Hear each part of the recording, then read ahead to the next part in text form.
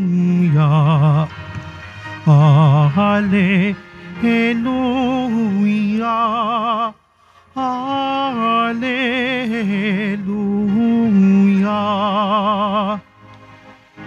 Mapalad ang sumusunod sa salitang buhat sa Diyos at namumuhay ng angkop. Hallelujah. Hallelujah. Hallelujah.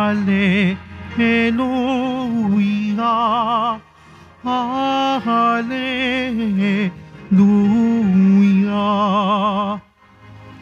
Sumainyo ang Panginoon at sumaiyo rin ang mabuting balita ng Panginoon ayon kay San Lucas. Papuri sa iyo, Panginoon. Noong panahong iyon, dumating ang ina at mga kapatid ni Jesus. Ngunit hindi sila makalapit dahil sa dami ng tao.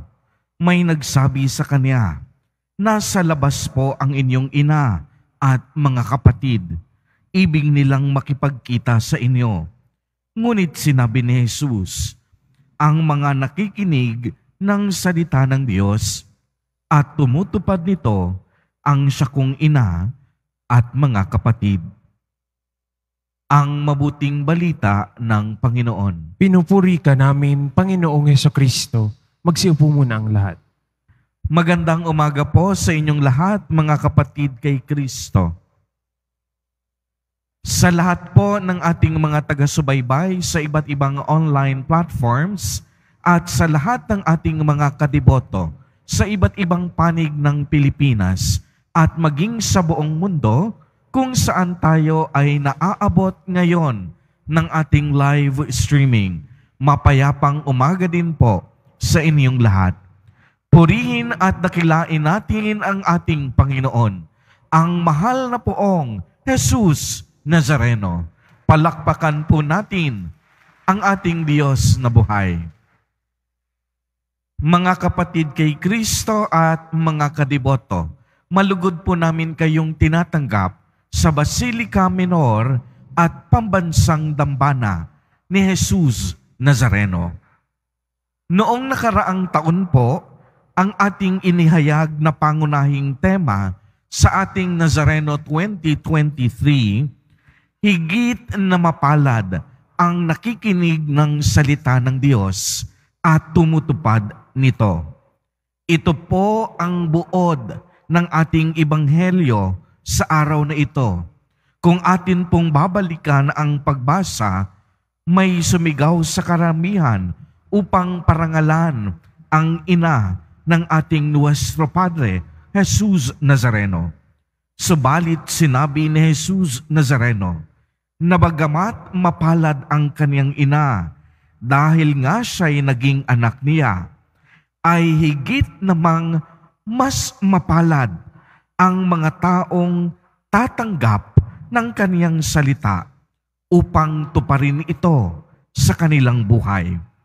Sa kanila ang Panginoon at siya'y dadalhin nila sa kanilang mga puso.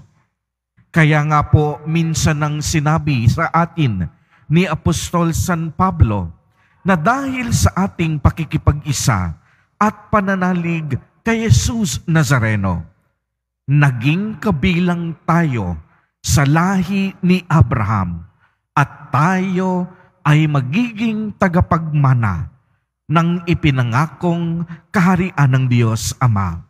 Kaya nga kung tayo ay mananalig kay Jesus Nazareno, nararapat lamang marunong tayong makinig. Bakit kailangan nating makinig? Dahil maraming bagay ang hindi pa natin alam.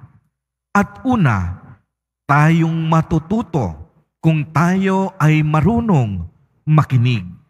At mga kapatid, ang una po nating dapat pinakikinggan ay ang salita ng Diyos. sapagkat ang salita ng Diyos ang ating magiging gabay at patnubay. At ayon na rin sa sulat sa mga Hebreo, minsan nang sinabi na ang salita ng Diyos ay tunay ngang buhay at mabisa, mas matalas kaysa alinmang tabak na sa pagkabilay may talim. Ito'y tumatagos maging sa kaibuturan ng kaluluwa at ng espiritu, ng mga kasukasuan at buto, at nakakaalam ng mga iniisip at binabalak ng tao. Kaya naman po mga kadiboto, kung tayo ay makikinig sa salita ng Diyos, tayong lahat ay lalago sa ating buhay pananampalataya. Kung tayo ay makikinig sa ating Panginoon, hindi magiging mahirap ang ating paglalakbay sa lupa. Kung tayo ay makikinig palagi, lagi nating madarama ang presensya ng Diyos sa ating buhay. Sa atin pong panahon ngayon, inaagaw ng makabagong teknolohiya ang ating pagkakataon na makinig sa salita ng Diyos. Napakaraming tunog, napakaraming musika, napakaraming pwedeng pakinggan. Magbukas ka lang ng iyong gadgets, sari-saring tinig ang nag-aanyaya sa iyo na sila ay inyong pakinggan. Subalit magandang itanong sa ating mga sarili sa araw na ito, sino ba ang totoong pinakikinggan mo? Kaninong tinig ba ang magdadala sa iyo sa buhay na walang hanggan? At kung ikaw ay nakikinig, isa lamang ang dapat na sagot mo. Walang iba kundi si Jesus Nazareno.